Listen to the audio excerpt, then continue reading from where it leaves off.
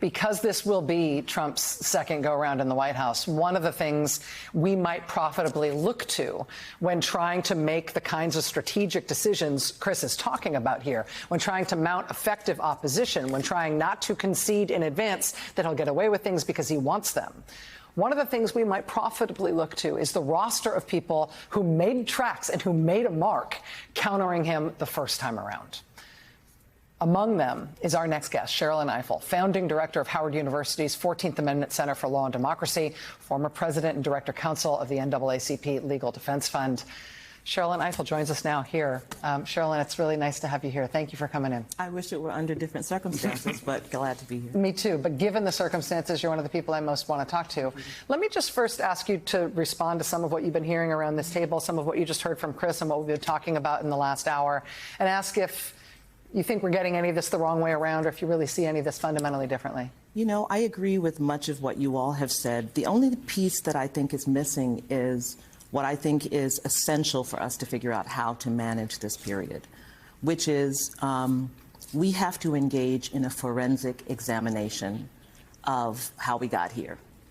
And that forensic examination compels us to confront issues that we, progressive people, and also just people who support democracy, have not sufficiently dealt with and confronted. Obviously, you know, for me, one of them is ongoing racism and white supremacy, which is such a part of this country. And it has been kind of the gateway drug. Trump couldn't have come to power without it, without making appeals to our ongoing flirtation, encounter, embrace of racism and white supremacist ideology. And every time he wasn't stopped, every time we treat this as though it is not a deal breaker for leadership in this country, we open up the door to the danger that Trump has represented. When Trump said that Judge Manuel Curiel could not vote and be impartial because he was Mexican, there was no response, for example, from our United States Supreme Court.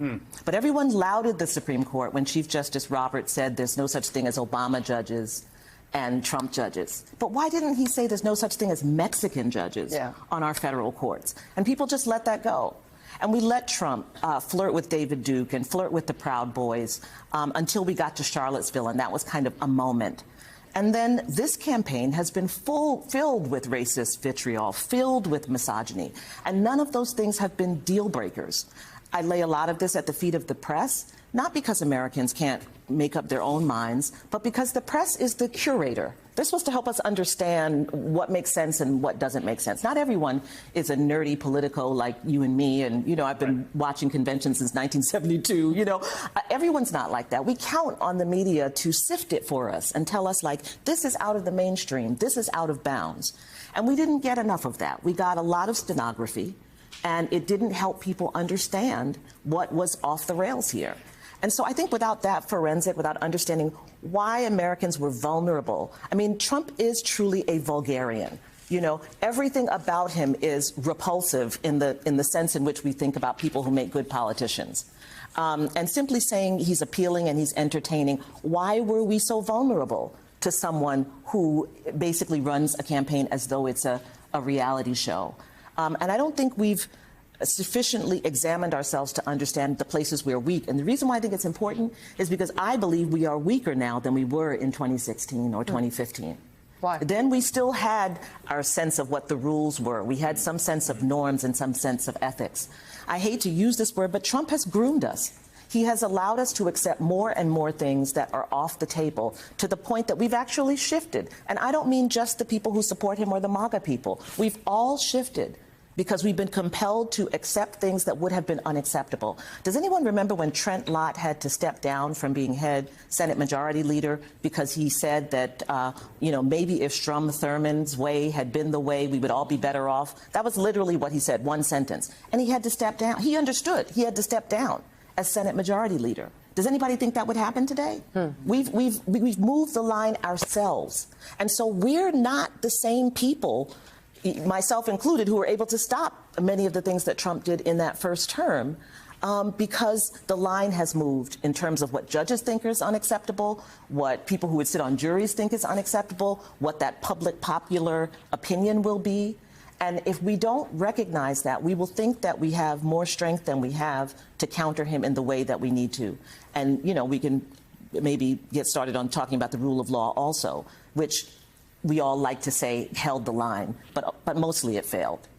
So we have to really take stock. We only have a very little bit of time to take stock of what we got wrong and where we went off the rails, and try to create some guardrails for ourselves to understand that and begin to re-educate ourselves and American institutions, the media, business, the press, faith institutions, all of whom have allowed their moral compass to be set by Donald Trump. So this is a dangerous time. How do we get that compass pointing back to north? How do you think we do reset? I mean, understanding that we've let ourselves, as you say, be shifted to no longer be shocked by things that would have shocked us even a short number of years ago. I mean, it's a very compelling case do you make, but what do you imagine would be literally the mechanism by which we reset our sense of propriety, our sense of what's appropriate in this country, and our expectations in terms of norms and the rule of law? Yeah, I'm writing about this in my book, Is This America? But I've already begun doing some of this work. And I will say one thing I'm heartened about is my own profession. I have been railing about the legal profession and how we allowed ourselves to experience these excesses. And we have seen our profession. You talked about the letter from various bar associations this week that went out talking about what the job of lawyers should be in a contested election. I sit on a task force on the American Bar Association, co-chaired by former Homeland Security Secretary Jay Johnson and by Michael Luttig, a task force on democracy that has been talking about lawyers and what we should do, what it means to take an oath. Who are we as officers of the court? So there are pockets that are trying to reset us. And my belief is that, particularly in different fields, it's important that you do it yourself. Yes. The media should be able to do it themselves. And every time we push at the media, they get very defensive. The media itself, I think, I don't want to impose it on you any more than I'd want you imposing it on my profession. I think the media should be able to sit itself and engage in this forensic. I've been talking with faith leaders and participated in a conference called The Test of Faith. Where have you been?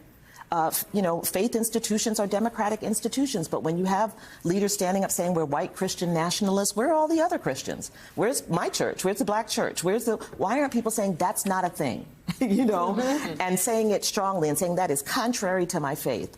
So my hope is that within our own separate institutions, the institutions that undergird healthy democracies, we can begin to have these conversations ourselves so that we will be strong and equipped and ready.